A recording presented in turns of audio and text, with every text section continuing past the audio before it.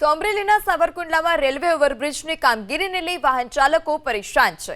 વફા road પર railway ઓવરબ્રિજનું કામ ચાલી રહ્યું છે, જેને લઈ વાહન ચાલકો માટે ડાયવર્ઝન બનાવવામાં આવ્યું। જોકે આ ડાયવર્ઝન કાચું બનાવવામાં આવ્યું છે, જેને લઈ વાહન ચાલકો પરેશાન થઈ રહ્યા છે। લાંબો સમય સુધી આ પ્રકારે રેલવે ઓવરબ્રિજનું કામ ચાલવાનું હોવાથી ભારે વાહનોને બાયપાસ રોડ પરથી પસાર થવા જાહેરનામું બહાર પાડવામાં આવ્યું હતું, પરંતુ ભારે વાહનો પ્રશાસનના જાહેરનામાનો ભંગ કરી બેરોકટોક કાચા ડાયવર્ઝન પરથી પસાર થઈ રહ્યા છે, જેને કારણે નાના વાહન ચાલકોને હાલાકી પડી રહી છે। આસપાસના ગ્રામજનોનું માનીએ તો ચોમાસામાં કાચું ડાયવર્ઝન ધોવાઈ જશે, જેથી ચોમાસા પહેલા પાકું ડાયવર્ઝન આપવામાં આવે તેવી માંગ। સાવરકુંડલા દરરોજ જવાનું હોય છે, એટલે રસ્તામાં બહુ ટ્રાફિક થઈ જાય છે। ડાયવર્ઝન પરફેક્ટ નથી।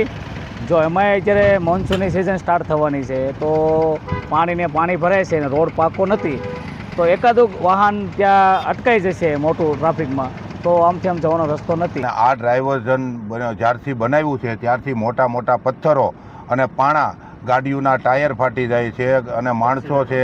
અને બીજા નંબરની અંદર કે જ્યારે આપણે અહીંથી નીકળીએ છીએ દર્દીને, ડિલિવરીવાળાને પ્રોબ્લેમ થાય છે। બીજા નંબરમાં દર્દી હોય, એટેકવાળાને રોદા ન લેવાનો, એની બદલે મોટા મોટા પાણા ઉપર 108 થાય છે। આ બાબતે જે સાવરકુંડલા મહુવા રેલવે ઓવરબ્રિજની કામગીરી હાલ શરૂમાં છે, અને એના માટે જે વાહનોને પસાર થવાનો પ્રશ્ન છે એમાં જીયુડીસીના અધિકારીને રૂબરૂ બોલાવ્યા, એની સાથે ચર્ચા થયા મુજબ હાલ મેટલિંગ અને ડામર રોડ બનાવવાની કામગીરી શરૂમાં છે। આ કામગીરી 10 દિવસમાં પૂરી થઈ જશે, અને આ જે ડાયવર્ઝન છે એ 2 વ્હીલ અને 3 વ્હીલ માટે જ છે।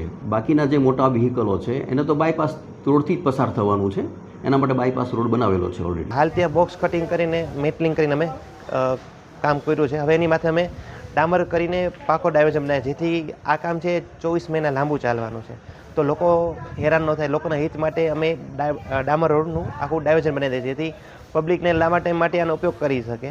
અને ખાસ કરીને જે પાણીનો વેણ આવે છે એના માટે અમે પાઇપ જેવું બોક્સ કલર આખું બનાવીએ છીએ, કે જેથી લોકો ત્યાં હેરાન ન થાય અને વાહન અવર જવર કરી શકે।